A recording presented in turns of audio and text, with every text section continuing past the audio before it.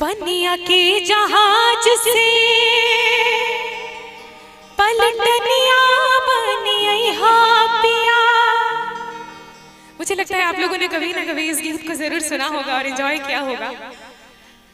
तो गीत में पत्नी कहती है अपने पति से, पनिया के जहाज से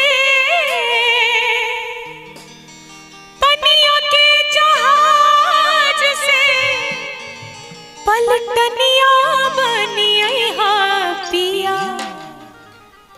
ले ले आइहा हो, ले ले आइहा हो पिया झुमका बंगाल से। ले ले आइहा हो पिया झुमका बंगाल से। झुमका बंगाल से हो, झुमका ए हो, झुमका बंगाल से हो। पिया झुमका बंगाल से ले आइहा हो, पिया झुमका बंगाल से।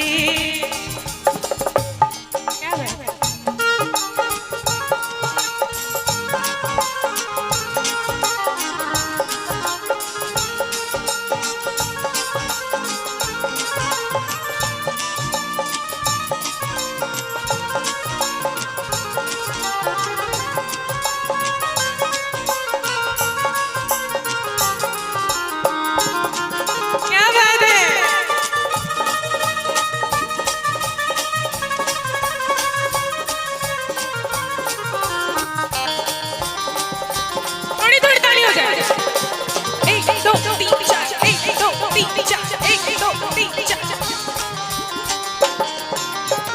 पनिया के जहाज से, पनिया के जहाज से पलटनिया बनिया पिया। पनिया के जहाज से, पनिया के जहाज से पलटनिया बनिया पिया। ले ले आइहा हो, ले ले आइहा हो पिया नदिया बिहार से। हो ले आइहा हो पिया नदिया बिहार से। नदिया बिहार से हो, नदिया ए हो, नदिया बिहार से हो। ले आइहा हो पिया नदिया बिहार से हो। ले आइहा हो पिया नदिया बिहार से। क्या बात है?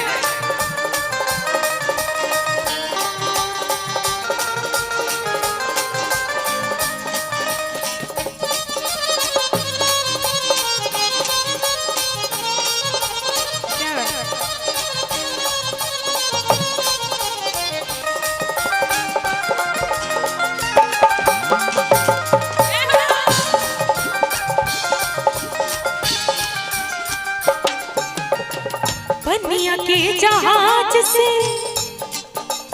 आप लोगों को शब्द समझ में आ रहा है?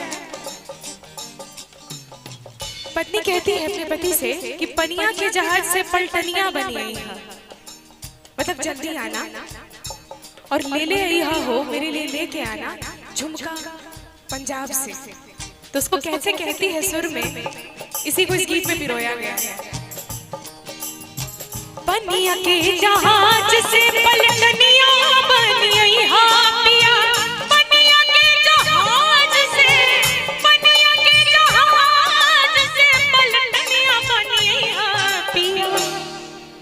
ले ले आइहा हो, ले ले आइहा हो पिया झुमका पंजाब से। हो ले ले आइहा हो पिया झुमका पंजाब से।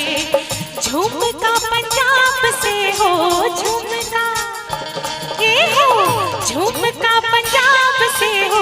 ले ले आइहा हो पिया झुमका बंगाल से हो। ले ले आइहा हो पिया टिकवा पंजाब से हो। ले ले आइहा हो पिया नदिया बिहार से। ले ले आइहा हो पिया झुमका बंगाल के। आप लोगों को अच्छा लगा तो थोड़ी थोड़ी तालियां चाहूंगी। क्या बात है?